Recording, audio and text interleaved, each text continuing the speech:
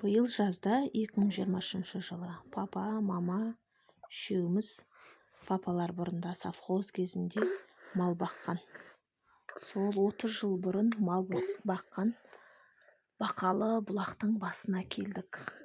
Бұл жердің табиғаты деген тамаша. Жазық жер ғой. Өсімдіктері жап-жасыл, ауасы деген енді айтып жеткізе алмаймын.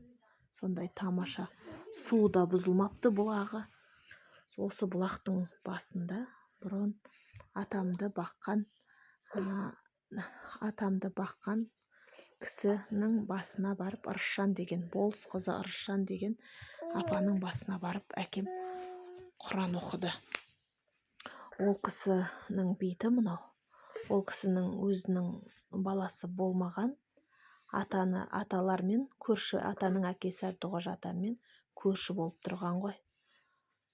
Соны көрші болған, осы мен атам болса, осы үйге де бала болып, бұрынғы адамдар өздерінің баласы сияқты бағып, солай сол үйде өскен. Сол кісінің бейті мынау.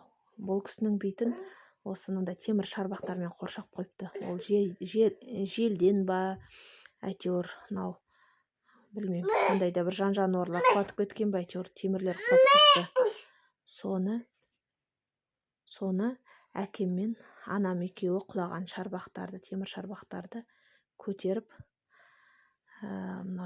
қасында жатқан темір сымдармен өстіп байлады. Папам қазір менің 60 жаста, биыл 60-қа келді осы 2023 жылы. Бірақ 60 жастағы адамның әкемнің күші зор деп айтсам болады.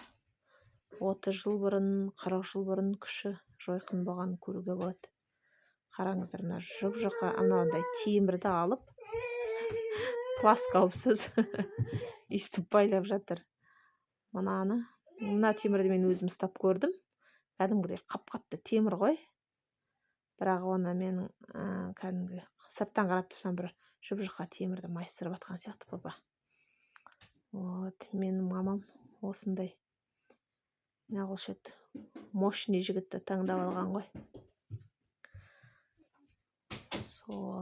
Мына кісінің басында тасты менің атам жазған. Яғни болыс қызы Ырысжан деп жазып, басына тас қойып, баласы Самат деп жазып қойған.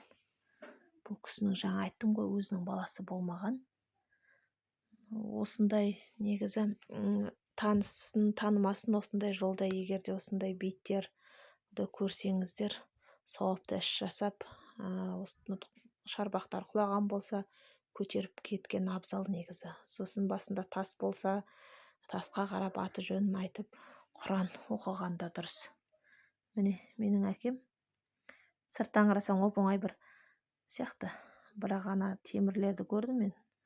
Қап-қатты темірді осылай ебейіп, әдемілеп қоршап қойды.